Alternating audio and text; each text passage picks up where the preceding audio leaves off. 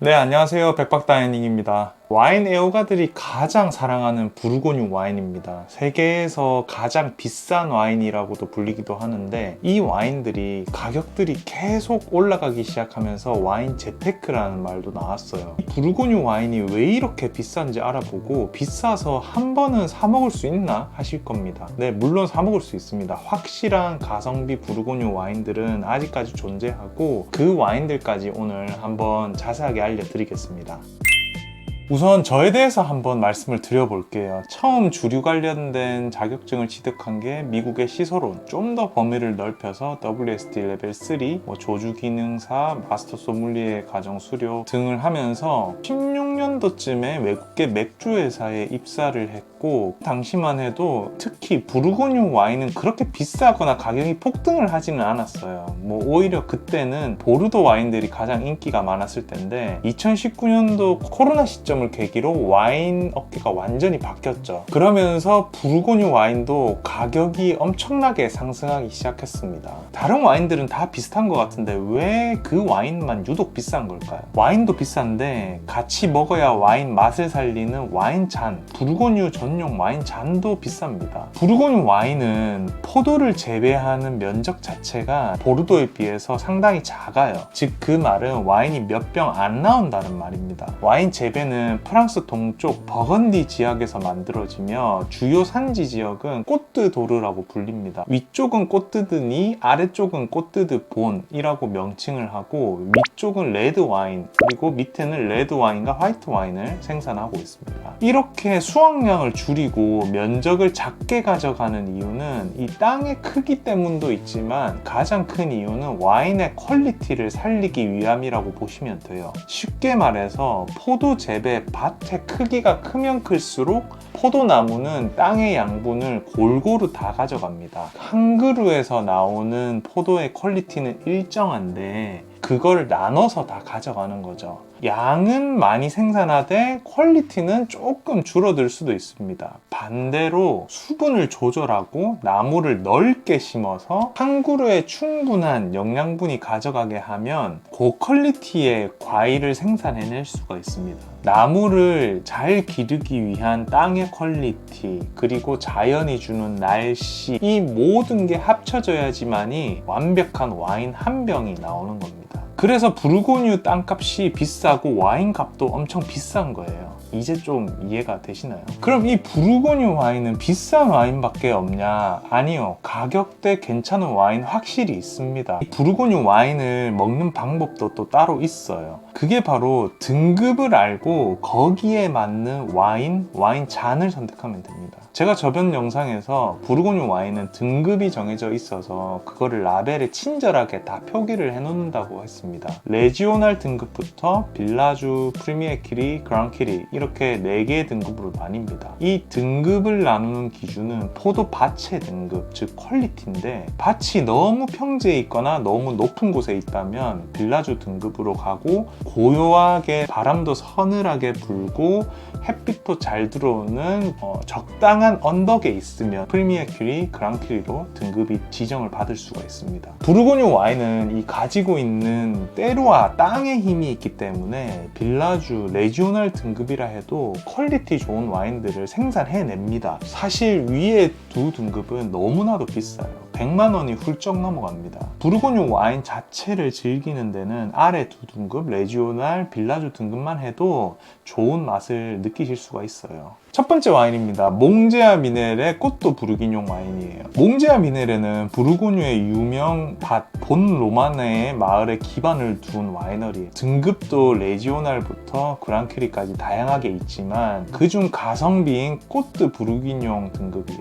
이 꼬또 부르기뇽 등급에서는 포도의 비율을 제한 없이 만들어낼 수가 있습니다. 원래 부르고뉴에서는 100% 피노누아만 사용을 해야 되거든요. 근데 이 꼬또 부르기뇽 등급에서는 피노누아 플러스 가메라는 품종도 섞어서 블렌딩해서 만들 수가 있어요. 가성비 와인으로는 굉장히 적합한 등급이라고 보시면 되고 탄닌의 질감이 굉장히 부드럽고 과실향에 집중이 엄청나게 돼 있습니다. 숙성을 해서 해서기보다는 음식이랑 같이 페어링 하기에는 부담 없는 정말 좋은 와인이다 라고 말씀드리고 싶어요. 제가 즐기는 와인 중에도 하나입니다.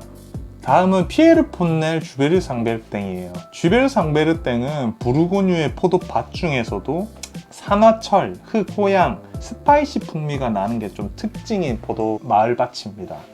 부르고뉴 빌라주급으로 가면 밭 이름이 이렇게 라벨에 붙게 됩니다.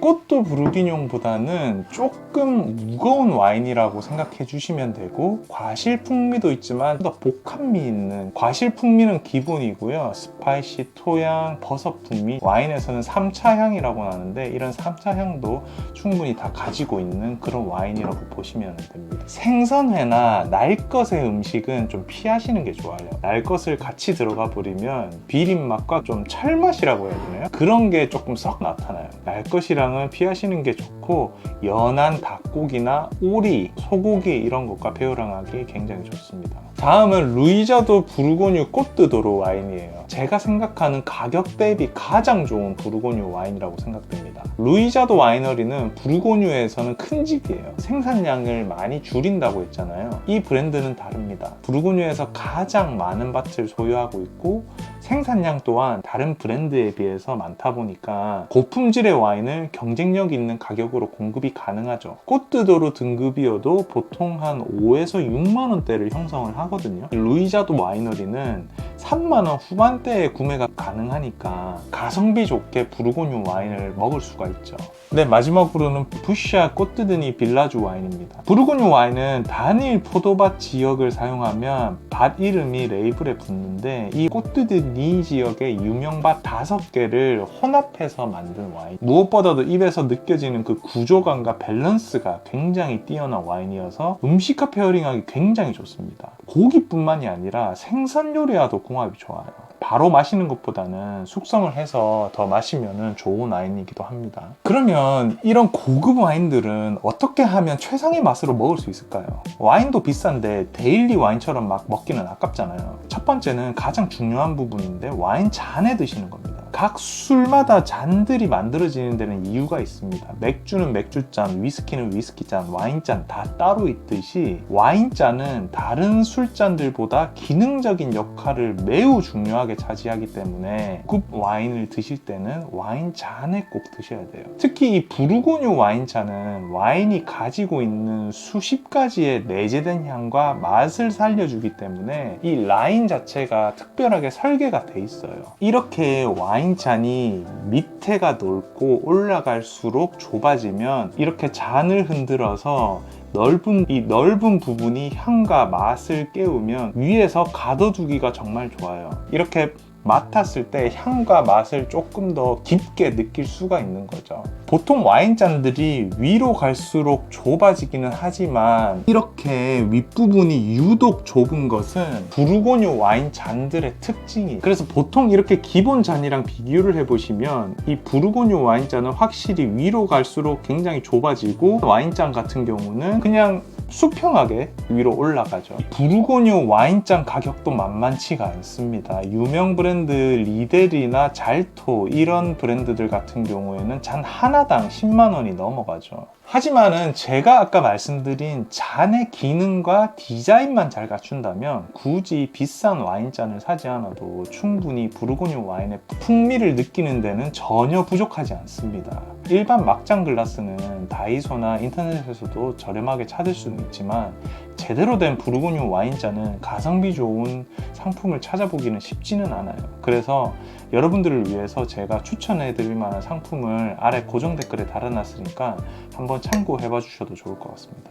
다음은 온도입니다. 레드와인은 온도를 화이트 와인처럼 차갑게 보관하면 안 돼요. 바로 드시는 거라면 실온에 보관해 주셔도 되고, 만약 와인 냉장고가 있다면 한 15도 정도로 보관을 해주세요. 장기간 드실 계획이 없다면 꼭 눕혀서 보관을 해야 됩니다. 이렇게 눕혀서 보관하지 않으면 시간이 지날수록 이 와인을 막고 있는 코르크가 쪼그라들어요. 그래서 공기들이 계속 지속적으로 들어가기 때문에 와인이 빨리 상하게 산화가 되죠. 이 와인이 코르크랑 닿아서 이 코르크가 항상 팽창이 돼 있도록 유지를 해주셔야 됩니다. 그래야 좋은 와인들은 오래 보관할수록 조금 더 그 안에서 더 풍미를 발현시키고 맛의 변화를 느낄 수가 있는 거죠. 그래서 좋은 와인들은 한 10년, 20년 보관이 가능하고 그 보관함에 따라서 맛의 풍미가 조금 더 섬세하고 고급스러워진다는 말이 그 말에서 나오는 겁니다. 이런 이제 데일리급 와인들 같은 경우는 사실 그렇게 보관을 할 수가 없어요.